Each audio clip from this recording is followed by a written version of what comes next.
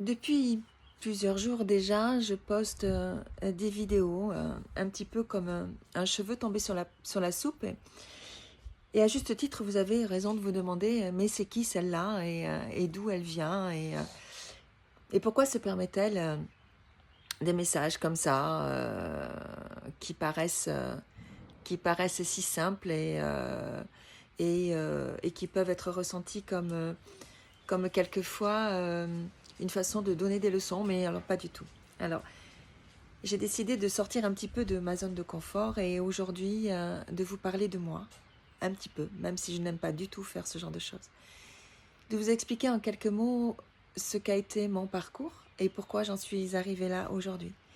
Alors, je ne vais pas rentrer dans les détails, mais juste afin que vous compreniez que mon envie aujourd'hui, c'est juste de vous transmettre de la lumière au travers d'une foi qui a été malmenée, mais qui est inébranlable. Donc je serais tentée de dire que c'est la première partie de ma vie qui m'a amenée à la seconde. Dans mes aptitudes de magnétisme, d'énergéticienne et de guérison. Un départ dans la vie dans un mal-amour, avec un sentiment profond, sans l'expliquer, que j'étais différente de ceux, CE et ceux EUX, qui m'entouraient.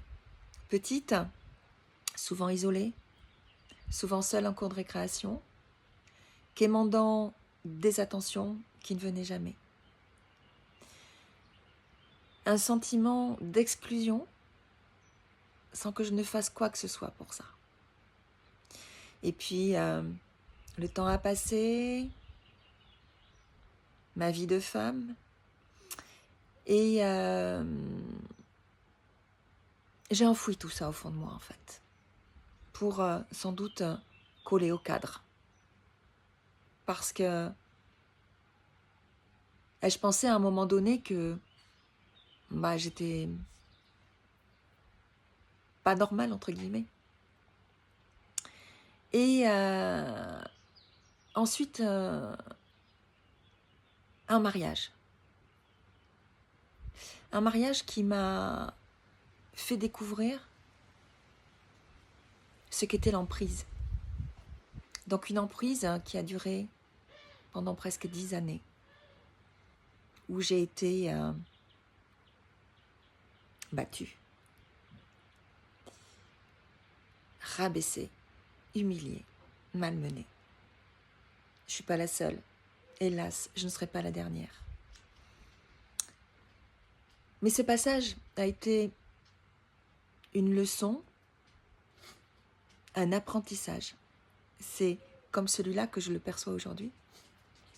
Sans aucune colère, sans aucune animosité, mais je rends grâce en fait.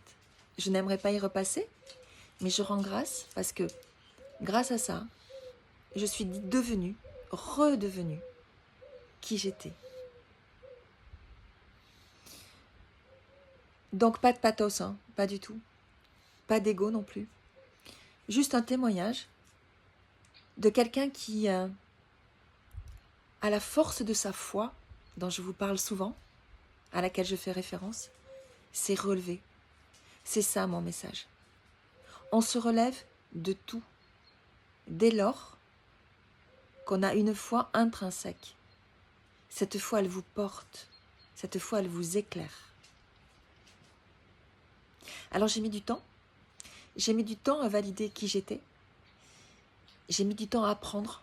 Donc plus le temps a passé et plus les leçons ont été difficiles. Mais elles tombaient sous le sens, finalement. On a d'autres choix que de se réveiller. Mon réveil est passé par là. Donc, ma devise, c'est...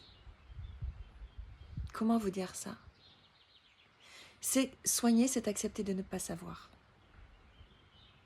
Donc, au travers de mes paroles, de mes mots, de mon expérience.